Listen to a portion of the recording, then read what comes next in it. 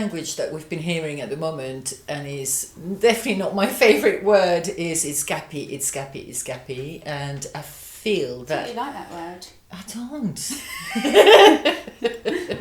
I don't like it. I think that ultimately you know that it's going to be gappy in certain time of the months, as well. Yeah. So you know perhaps January, February might be a bit quieter. You know that October is going to be a bit of a tougher month. Maybe you know your business. If you've been monitoring what you should monitor, which is your numbers, your budget, you're going to be prepared for those gap year months, let's say. Yeah. And I think that the language we're using is therefore quite, I don't like the word negative or positive, but it is quite detrimental to your mindset as an owner. But on top of that, for the team as well, what is the team hearing? Well, we know, actually, funny enough, that makes me think about one of our clients that we were chatting to the other day, or actually we are currently coaching a manager, and that they were commenting on the difference in a manager. Yes. That because they've had kind of a switch in their own mindset and their own thought processes, and they commented on that. So we know firsthand anyway. And I know when I used to have the clinic, the Salon clinic, that when I was feeling stressed and I'd go in, my manager at the time would always know if there was something wrong with me straight away, even though I felt like I was hiding it well. I'm holding it well. Yeah. You know, she'd always know, and they sense it. We're human, you know. It's stressful when the diary's quiet. It's regardless of whether you know it or you've had a fantastic month the month before. I don't think you're human really if you don't feel that slight kind of knot in your stomach. Yeah. I think I just see it happen time and time again when we take on new members of staff and they fail basically, or they're deemed to fail, but there's been no strict onboarding of that member of staff, and even people that have been in clients that have been in the industry for a long time. I think maybe we do it sometimes when we've been looking for someone for so long, we just want to get them in the door, you know, and they just they're good at what they do, and we're just like, okay, just go and do it. But I mean, it happens both with therapists and receptionists. I see it all the time, and then by the time they're coming to the end of the 3 months probationary, they're not ready. But I do think that as owners we need to take responsibility for that a lot of the time. Now, I'm not saying that it's everybody, because I've seen some fantastic onboarding as well, but you know, I think that we need to have a set and a good solid plan in place. I mean, there's lots of people that do training matrices. Nice. Got it out. You know, they do use those, but I think there needs to be so much more to that. And you know how passionate I am about reception as well. And for me, and I've always said it is the most important job in the business. And the busiest job, and the one you have to wear so many hats to. And when I used to take on a front of house, they used to have, and again, not everyone may agree with me, but this is how I did it. I used to have 2 weeks solid with them out of the business. And it wasn't always just me. It might have been the previous front of house or whoever, whatever the situation was at the time. But it'd be 2 weeks solid out of the business where I'd go through. We obviously created a download recently, didn't we? I know.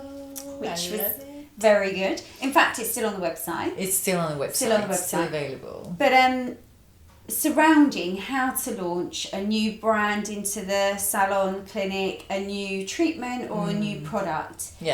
And we decided to do it because we see a lot of clients launching new things and there's not really necessarily the strategic thinking behind it. And also because I think one of your clients actually asked you for some... Yes. It's how it started actually. That is how it started. I've got a new brand. What can I do with it? How do I launch it? How do you start the process? I think it's because a lot of time we kind of think, okay, I'm just going to put the products on the shelves, do a little bit of posts and whatever, and that's it. And it's just not going to have the push that you want and the impact that you want if you're just looking at it on that purely that angle, isn't it?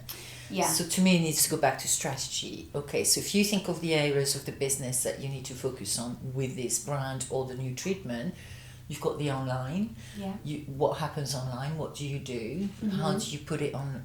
I was going to say how do you put it online, but Yeah. you kind of know how to put it online. But how do you Yeah. drive it? Is it the first page on your, the main thing on your website?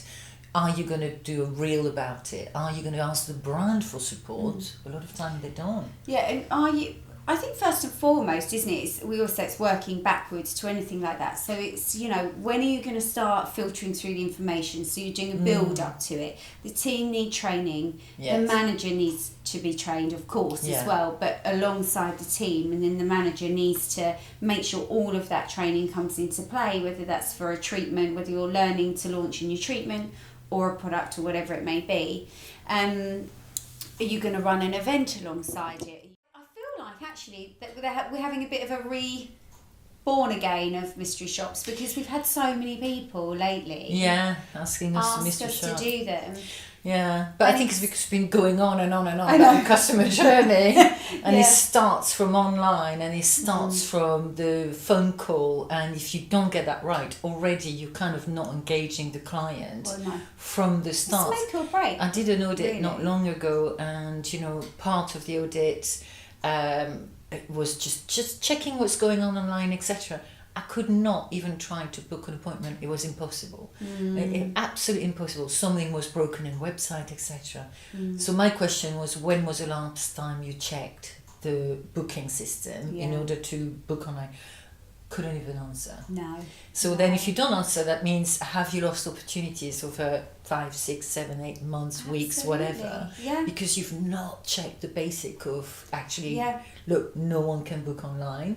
When you go on the system, it actually just goes blank, so you have no calendar. And then the phone number was really hard to find, so that's another big topic. Well, the online presence they sort of go hand in hand, don't they?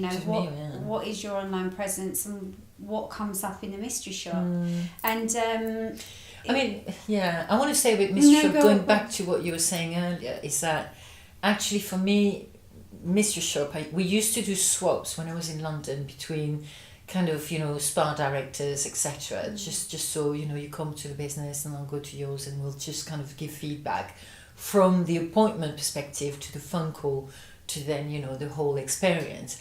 But I used to really feel like someone was coming into my house and judging every element of it, and I wanted to tell the whole team, we've got somebody still there just coming at 3 o'clock, please be careful. But obviously you can't. No, I think being an owner is difficult at the best of times, and that's without having something against you or what you deem to be against you, such as your age or whatever else it might be, because we have had quite a few clients over the years that have been what maybe other people would deem young owners, and it shouldn't play into any. I think taking a step back slightly, is that therefore if you're a young owner, is it harder? Have you got more going against you? Is it more difficult to gain respect from a team if you're younger?